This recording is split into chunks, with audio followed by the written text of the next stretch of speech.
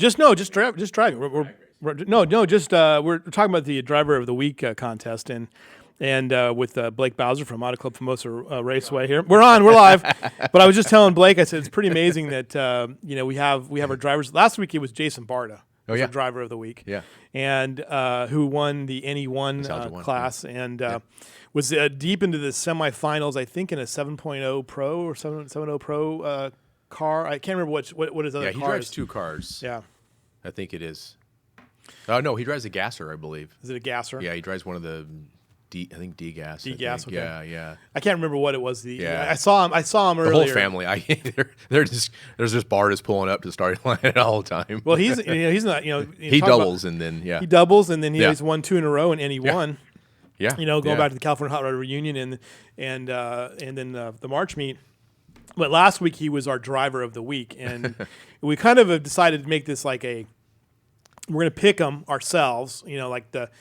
Griffith and I and everything, and then we're also going to have a fan vote, and we have a fan vote going right now, which we'll conclude here in a few minutes. But we've had 5,781 responses, and there's a few people. I'm just going to tell you right now, there are a few people that because I can track the behavior. Spend some time, padding the votes a little bit. So they're sitting there going click, click, click, click, click for themselves. Yeah, for them me. or their children or something along those lines. Yeah, so that's all good. It is good. It's all in good fun, and you know what? I mean, if we can have fun promoting all the good works that our locals do, I mean, we can't really do the show without the drivers. Right. And so that's if we can just get that number to tune in this show, be all right. Wouldn't exactly. That be cool? We get 5,000 a week to tune in the show. We might have something there. The big week. Steve Hughes, as you were leaving, was asking you the great question: have you recovered yet? Last week you look pretty good. I was I was relieved. I know that. Yeah. Obviously, the weather helps, and the weather did help. And like Steve were just saying, they kind of took one on the chin for the chin weather. for us. Right. So yeah, because you absolutely had. I was looking. Couldn't have been any better. I was looking at some of the footage that we had, and the sunsets were just spectacular. Oh, yeah. Now everything lined Saturday up that and weekend. Sunday. It was just beautiful. Everything lined up that weekend. So we're now the expense part comes in. We're paying all the bills. Paying all the bills, right? But this is, I mean, financially, I know you don't disclose it that much, but this is the big thing for you guys. This makes or breaks our year. Right. This lets us make improvements or not make improvements. Between that and our logo right behind you, their Auto Club, they're our title sponsor. They give us a check every year to say Auto Club Famoso Raceway, and we take that money and put it right in the track. In fact, Tom McKernan, he's the used to be the president of Auto Club. Now he's still the chief CEO on the board of directors. Or he's on the board. I know he's in charge of making sure money gets spent certain places. He calls me every year. Okay, where'd you spend it? Right. And this is Tom McKernan calling me. And I got to show him. Usually he shows up for either March Meet or Reunion. I give him a little tour and show him where it's at. And clearly, I mean, you guys spent it on the new control tower. I mean, how much nicer was that for you guys? To have that. Way better. Yeah. And even the racers are appreciating it because now we can see them better down the track. The tower we were using was built close to 40 years ago, and everything's moved up towards the track. The safer barriers have, we got more concrete, so they're a lot safer, so the fans can get closer to the action now. Well, the tower stayed in the same spot. So as everything progressed towards the track, we didn't, so we could have a hard time seeing down track. Now we got a straight shot down there. I really thought the quality of the announcing improved because the announcing booth is right there. Their vantage point is top notch too. Yeah. And they can see who's coming in. Exactly. They can see all the preparation. It was well designed. Someone did a good job designing Somebody that. did. I wonder who did. I don't know who it was. Then you had that's been a dream of mine for a long time. So we finally convinced my dad to let's do this. Let's do it and get it done. Well, when you originally saw it, the way it kind of stuck out there in the lane, you're like, this is what's it doing there? What's it doing there? What is this mess? And then it came together. Well, that angle creates that vantage point down the staging lanes. But now it just seems to fit though, like it's always been there. Well, we kind of built it old school looking too. It kind of matches our other tower, which has completely been upstairs has been redone, and now we're in the process of doing downstairs to rebuilding that. I'll tell you, I got to my deal. Okay, my goal here is to get down to the Smokers Barbecue. Yeah.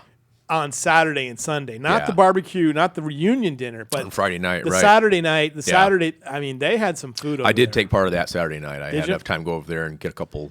They had some tri-tip. They They had some tri-tip that was hard to. because you're sitting there in the VIP section. Yeah. And they start prepping early in the They day. start prepping, and then they start cooking, and then they just start teasing you. Yeah, and then it kind of blows over into you. It's just fantastic. And they get the beans going and everything, and it's quite a process. It is. There is some. You could probably have a barbecue contest out there and be a lot of fun. There is some major cooking going on out there during that race, and Ahern Reynolds has a big section over there. They donate a lot of equipment to us for the event. Right. And we get all their guests and their sales team in, and corporate comes out. Man, they cook some mean food over there too. I bet. They bring a guy out of Santa Maria who does tri-tip the way it's supposed to be done, Santa Maria style, and that's. I have not. Okay, so we've been so busy with the way we cover the March meet. Yeah. For the last, and the California Hot Rod Reunion now. This is my 4th season covering the March meet, which I think it's taken me 4 seasons to understand the sport. In a lot of ways. I mean, I kind of get it, but it's still, I feel like now I'm understanding it a lot better. Yeah. But I kind of wandered the pits Saturday night for about an hour. Yeah. And man, there was food everywhere. It was fantastic. I've said it before. You could show as long as you can just get in. Mm-hmm. If you have enough money to get in the front gate, and then after that, you're set. I mean, you could eat and drink and stay somewhere for no charge the rest of the weekend. There's enough people out there that want to take that. Just you're welcome. It's just come on up. About was as you're driving, if you're leaving Saturday night, I leave and I go home Saturday night. I think you do too. I think you're smart. I get about 3 hours sleep a night during the event, but I have to go home and just get that little bit of time. Yeah, get a bit of relaxing. Yeah. Is the cars that are still like parked down by Zerker Road? Just kind of stuck in the trees there. Like these people are somewhere in there, lost forever. So. Yeah, and hopefully they're staying there. If they had one too many, they're just hanging out and just going to enjoy the night. And hey, we'd rather buy them a ticket on Sunday and let them drive home. So all right, well. We got other things going on this week. Yeah, we could talk about the March meet forever. It's just so much fun. We were teasing Steve Hughes. Tickets go on sale in 6 months. I think I mentioned last week for the March meet. Put them on sale now. Let's show Tom mocked. The NHRA. We'll go back to that one for a second. This is the spring diesel event. That's this weekend coming up. Yep, now, Friday night. This is what the first one was last year. It was this same weekend last year, 2 weeks after the March meet last year. And tell me a little bit about that. Well, last year we did all day Saturday night. We did drag racing during the day, sled pulls, which is diesel tractors and trucks Saturday night. This year we're doing sled pulls Friday night. Right. In our sled pulling, our sand drag area, and then Saturday all day is the drag races for the diesels. So it's going to be a 2-day show this time. Here's some examples of this stuff. I mean, it's just crazy to see that. Most of it's not real good for our air quality. I'm sure you can see. There it is. Yeah, right. I was watching over here. It got fooled. Yeah, it's. They call that blowing coal, by the way. So I didn't know that. Yeah. Okay. See, wow, you're just really figuring it out. Yeah. So actually, I think I learned it from Rob Gibson, by the way. Okay. I'll throw him under the bus. Looks like this was shot at Texas Motorplex, which they open here and they tour the whole country. They go all over. And the this place, is some of the examples of the things that are running. But it's pretty good racing, though, right? Yeah, no, it is. It is. There's actually touring professionals. That's obviously that's our track right there. So there's the Irv Gwynn sign in the background. So. Yeah, no, last year was their first event, and they're pretty excited to come back, and this looks like it's going to be down in the pulling area there, judging by the tires. So now the pulling area, you're going to have that, that'll be operational. That's another, I went down there for the first time, by the way, the pulling area. That's pretty cool.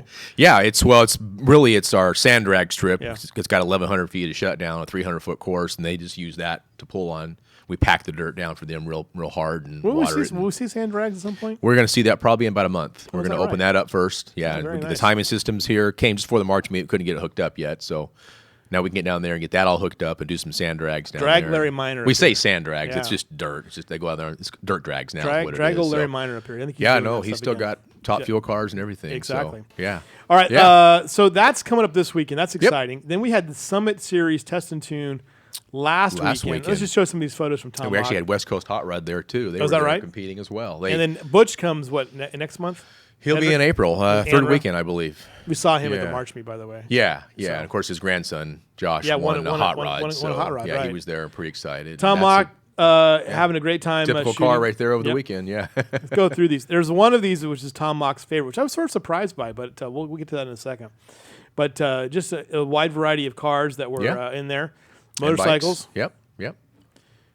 And he loved this picture. There's that's part of the West Coast Hot Rod. They ran, in fact, a lot of our guys repeated over the weekend. A gas, B, C, and D gas were competing with West Coast Hot Rod. Is that a Corvette? Yeah, it's Ray Padgett out of Ventura. Okay. Yep. Yep. I think this was his favorite picture. Yeah, that's a pretty expensive lineup right there. Yeah. He said that not only did they get up, and it was cool to see them, but they also got up and they ran very well. Yes, too. they did. Yeah, they ran very well. I was surprised. Usually, your radial tire cars have a hard time hooking up on the surface that we prep because the VHT doesn't like radial tires, right? Or vice versa. I don't know what it is, but I'll tell you what, those things they ran well. Well, I was there that one weekend, and there was a Cadillac CTS Yeah. there, and I think it's a guy who works at Three-Way. It is. And he ran 128 miles an hour down that thing with that Cadillac. So, no, it was a great weekend. Another great weekend of weather. And how often do the exotics actually come out there and run down there? You ever seen them? They just kind of hit and miss. We're starting to see some. In fact, Sunday we're doing a street legal day out there. We call it Street Tuner Days, and that's on Sunday this week. We'll see some more of that weekend. They just pop in whenever it's just a chance to get some time runs, and they don't really compete. They just kind of come out there. We had an open test and tune during that weekend, and they just tested and just had some fun and made their laps and put them on a trailer and went out the gate. All right. What do you got as far as Summit Series results? Yeah, we had 2 races. We had a race Saturday, a race on Sunday. Summit number 1, make sure I got these right. Yeah, Saturday was Kyle Rizzoli won Super Pro. Dale Thomas won Pro. Greg Dreher won Sportsman. And Terry Turner won Motorcycle. That was on Saturday. Then we did it all over again on Sunday. Dustin Lee won Super Pro. Chris Barger won Pro.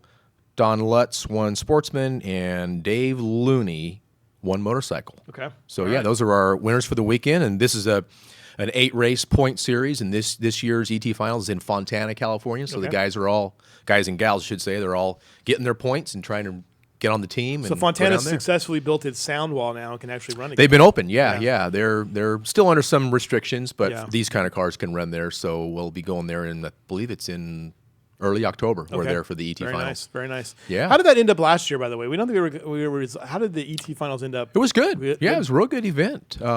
It's big. I mean, it's close to 500 competitors. Right. It used to be a lot bigger than that, but times are just what they are. Right. So, but no, we ran.